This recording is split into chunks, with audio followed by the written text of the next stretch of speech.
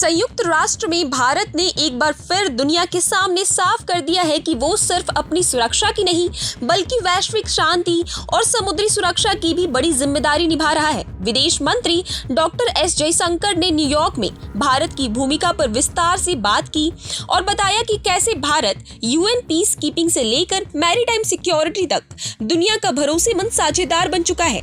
आखिर भारत ने क्या कहा और इसका दुनिया पर क्या असर पड़ेगा, आइए जानते हैं इस रिपोर्ट में।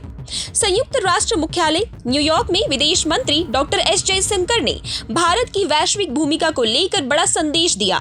उन्होंने कहा कि संयुक्त राष्ट्र की स्थापना के समय से ही पीस कीपिंग यानी शांति बनाए रखने के मिशन अंतर्राष्ट्रीय सुरक्षा का अहम हिस्सा रहे हैं और भारत हमेशा से इस जिम्मेदारी को निभाने में सबसे आगे रहा है। जयशंकर ने बताया कि अब तक भारत ने दुनिया भर में करीब 50 शांति मिशनों में लगभग 3 लाख सैनिक और कर्मियों की तैनाती की है। फिलहाल भारत के 4300 से ज्यादा शांति सैनिक संयुक्त राष्ट्र के 11 में से 10 सक्रिय मिशनों में अपनी सेवाएं दे रहे हैं, जिनमें से ज्यादातर मिशन अफ्रीकी देशों में हैं। उन्होंने कहा कि भारत का अनुभव सिर्फ सैनिक भेजने तक सीमित नहीं है, बल्कि भविष्य की जरूरतों के हिसाब से पीस कीपिंग को और मजबूत बनाने में भी भारत अहम भूमिका निभा सकता है।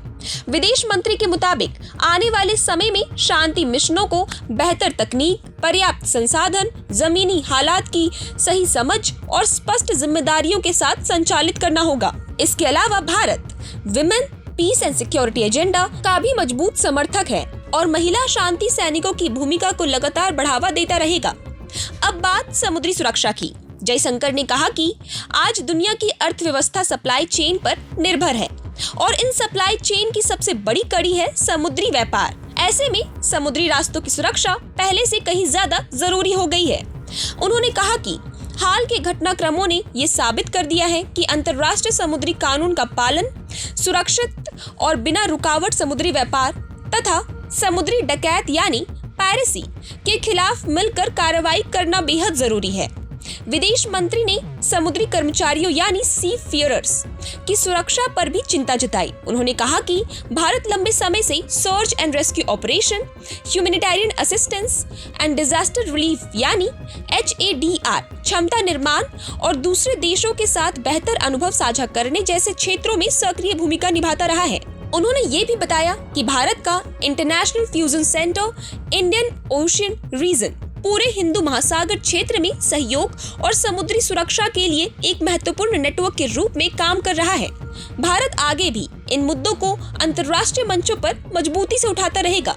कुल मिलाकर विदेश मंत्री का संदेश साफ था कि भारत सिर्फ अपनी सीमाओं की सुरक्षा तक सीमित नहीं है, बल्कि वैश्विक शांति, मानवीय सहायता, महिला सशक्तिकरण और समुद्री सुरक्षा जैसे महत्वपूर्ण क्षेत्रों में भी दुनिया का भरोसेमंद साझेदार बनकर उभर रहा है।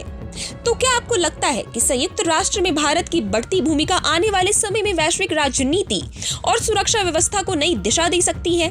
अपनी राय हमें कमेंट सेक्शन में जरूर बताएं और ऐसी अपडेट्स के जुड़े रहे हमारे साथ। आप देख रहे हैं प्रभात खबर। प्रभातखबर.com, विश्वास वही, रफ्तार नहीं।